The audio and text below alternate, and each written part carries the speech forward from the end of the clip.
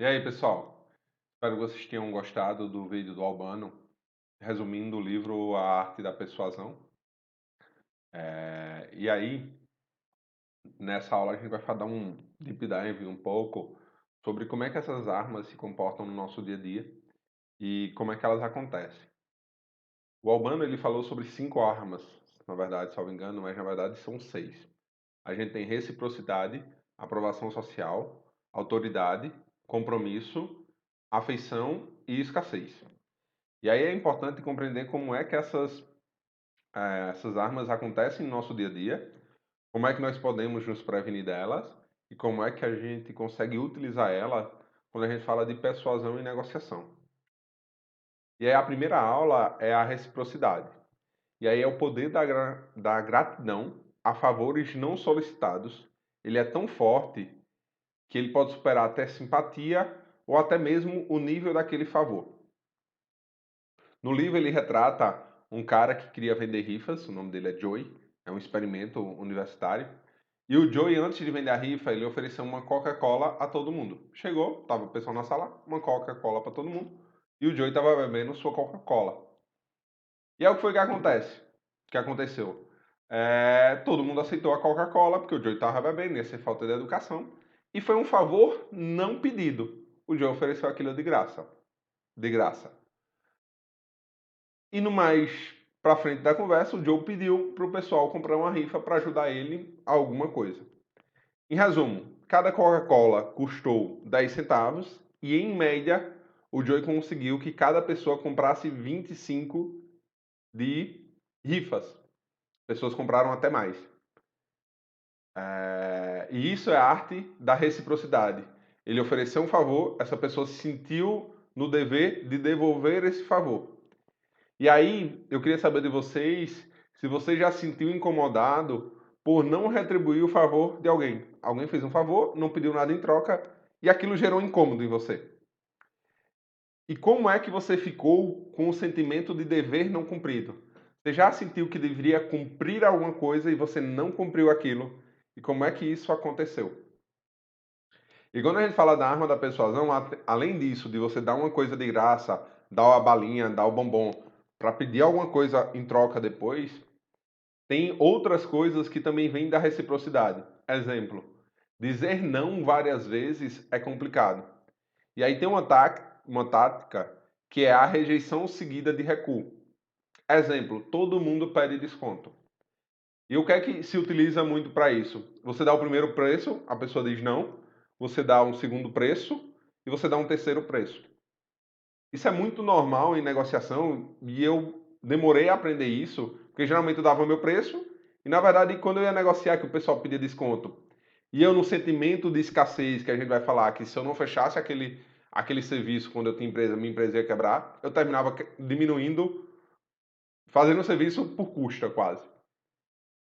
E aí teve um caso emblemático que foi na eleição dos Estados Unidos em que um cara queria US$ 1 milhão para fazer uma certa coisa na campanha. E aí era absurdo, e aí foi dizendo não, não, não. E por fim ele conseguiu 250 mil para assaltar o comitê do candidato adversário. Era uma eleição que estava ganha. Eu esqueci agora o nome do presidente americano, mas se você colocar no Google vocês vão achar fácil. E ele foi caçado, perdeu a eleição, perdeu tudo. Por quê? Porque era quando o pessoal, depois que ele foi caçado, aquilo era uma ideia absurda. Só que começou de uma ideia tão absurda e o pessoal foi dizendo não, não, não, que quando chegou numa menos absurda, o pessoal disse sim, tenta. Então, a arte da reciprocidade vem disso, tanto do favor devido, quanto também da dificuldade de dizer não.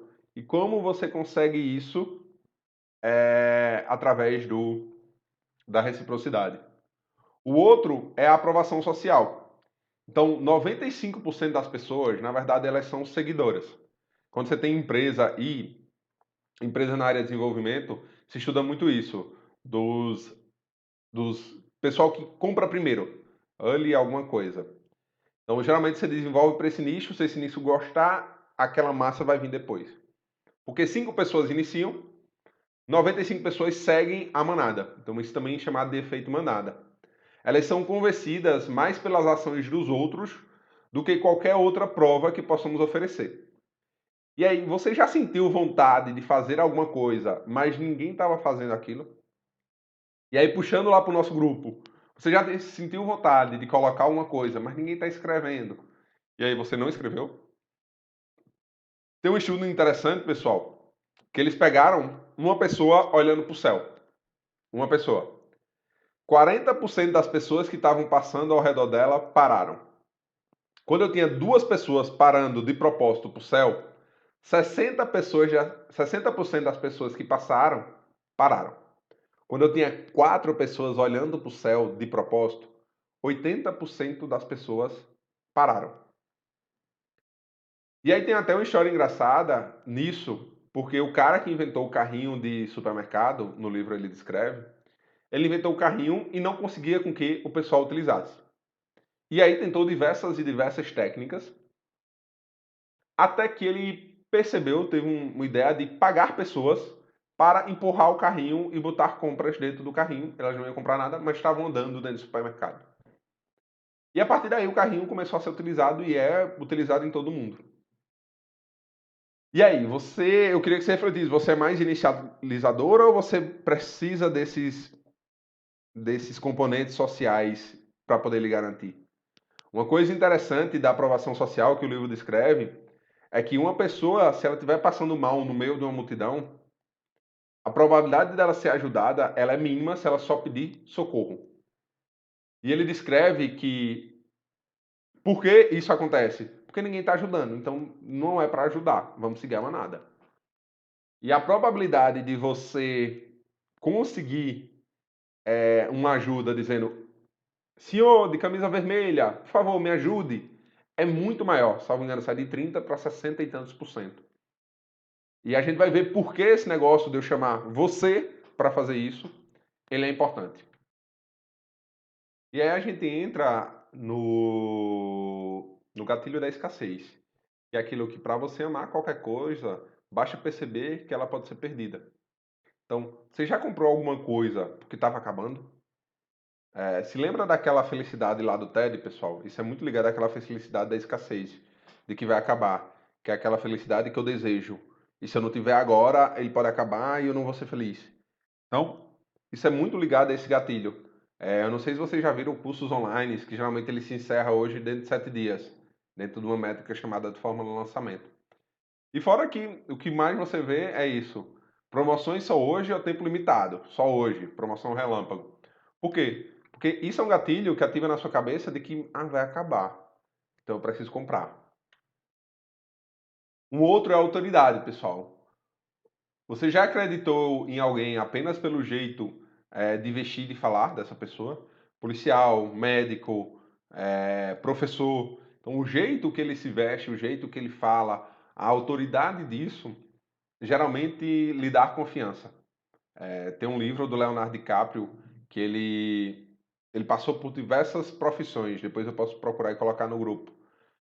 E teve um que é de médico. Basicamente, ele colocou um jaleco, botou um certificado falso na parede e todo mundo acreditou que ele era médico. Isso é engraçado também em pastas dentais. Se você perceber, em pastas dentais, todas as marcas é a marca mais recomendada pelos dentistas. Então, geralmente tem pessoas que se vestem como dentista. Não sei se elas são, muitos já comprovaram que não são.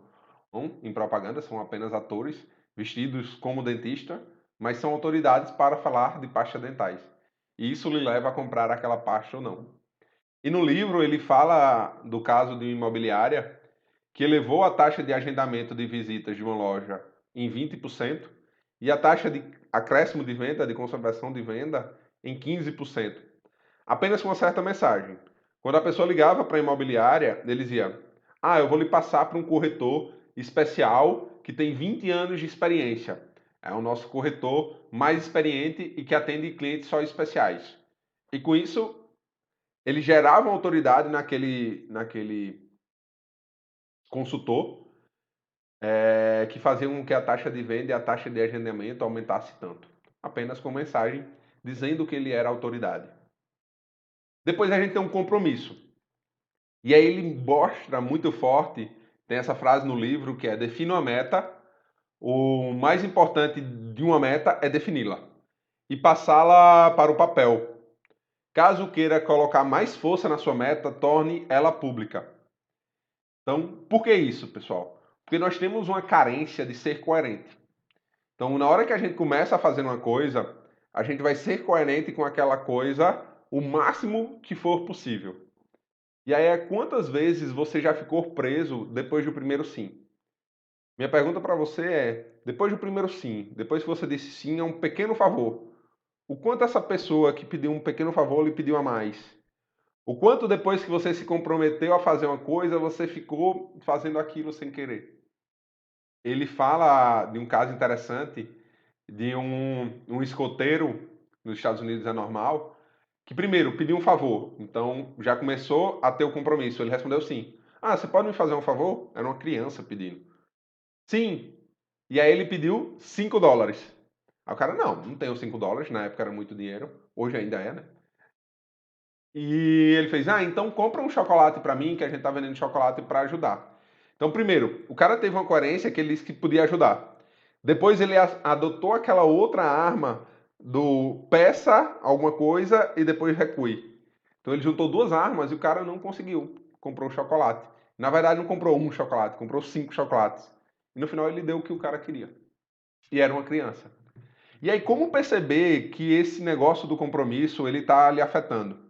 Outro exemplo de compromisso que é retratado no livro é que restaurantes tinham uma taxa de trabalhar com reserva, tinha uma taxa de remarcação, de cancelamento muito alta. Ou de desistência, o pessoal não avisava, só não ia, né? E eles conseguiram baixar isso apenas com uma frase quando o pessoal reservava. Por favor, caso você não venha, por favor, nos ligue e nos avise. E dessa forma eles conseguiram diminuir a taxa de cancelamento em 30%. Só porque a pessoa tinha a responsabilidade, tinha um compromisso de ir e de avisar se não fosse, eles conseguiram diminuir em 30%. E isso é muito utilizado, às vezes você é obrigado a preencher à mão um contrato ou preencher um contrato. Por quê? Porque isso mostra que quando você preenche o contrato, a taxa de desistência de quando você preenche ou quando o consultor preenche, ela é muito menor quando você preenche. Eu não sei se vocês já viram algumas coisas que eles não informam o preço. Eles apenas dizem, entre no nosso site ou nos ligue para saber quanto custa. Por quê? Essa primeira ação de você ligar para saber quanto custa, mentalmente ele já gera um gatilho de compromisso. E a taxa de sucesso de venda ela aumenta muito. E como é que se percebe, ele fala, se eu estou sendo vítima dessa arma do compromisso? Geralmente ele manda escutar o estômago. Eu não sei se vocês, depois do primeiro sim, ficou fazendo tanta coisa que até seu estômago falava, você se sentia mal fazendo aquilo. E uma pergunta que ele faz é: hoje, sabendo do que eu sei, eu diria aquele sim no começo? Se essa resposta for não, você vai ter que ter forças para lutar contra a sua coerência, para dizer: não, eu não quero isso mais. Isso não dá para mim. Só que isso é uma arma muito, muito forte. Porque socialmente, pessoas coerentes são bem aceitas. E isso vai muito junto com a aprovação social. Se eu for incoerente, aquela outra gatilho mental da aprovação social ele é quebrado. E é muito importante a gente compreender isso, pessoal. A gente muitas vezes cai em coisas que nós não queremos devido a essa falta de noção das armas que nossa própria mente nos dá ou nos faz cair. Um outro é a afeição, pessoal. Então, pessoas valem o que valem a afeição da gente. Então, se eu gosto de uma pessoa, ela vale muito para mim. Toda mãe acha o filho lindo, toda avó acha o neto maravilhoso. Por quê? Porque eu gosto dele. Ponto. Não se tem parâmetros. Eu não sei se vocês viram um vídeo sobre esse caso de escola, os alunos estudando em casa. Que um é a mãe ensinando e depois é a avó. Basicamente, a avó responde todo o dever e ainda diz: esse meu neto é muito inteligente.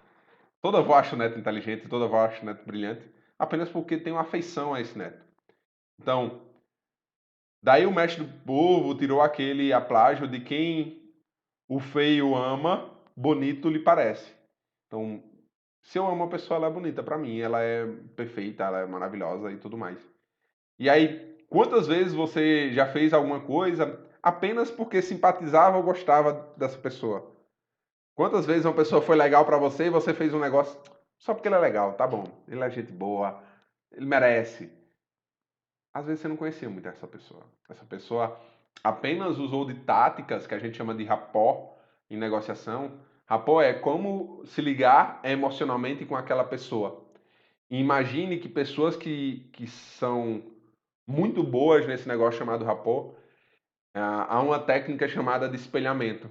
Então ele começa a falar com você, ele começa a perceber seu tom de voz, a vibração da sua voz, o jeito que você mexe no seu corpo e começa a tentar espelhar seus movimentos. Da forma que aquela pessoa bateu o santo. Ela sou eu. Pô, como é? Best friend forever. Perfeita. Sim, tem pessoas que são assim, mas tem pessoas que entendem que a afeição é uma arma que gatilha a mente para conseguir o que quer e utiliza isso. E, e o quanto você está caindo nisso? Então, o grupo, no experimento no livro, eles dividiram um grupo de negociação em dois, para negociar um certo tema. E num grupo ele disse que tempo era dinheiro. Então, era negociadores de MBA, das melhores universidades do mundo, e ele disse, ó, tempo é dinheiro, vai lá e negocia.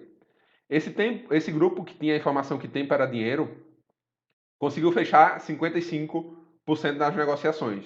E a gente está falando dos melhores negociadores do mundo. Enquanto um outro grupo, ele tinha que a interação é mais importante. Se ligue ao seu cliente. E eles não tinham pressa para fechar o negócio. E aí esse grupo que tinha a informação de que a interação é importante, se liga ao seu cliente, eles fecharam 90% dos negócios. Bom, e aí entra o quanto a afeição, o quanto a ligação pessoal, o quanto compreender os sentimentos da outra pessoa é importante. Se lembre que sentimento se torna realização. Nossas crenças se tornam realizações.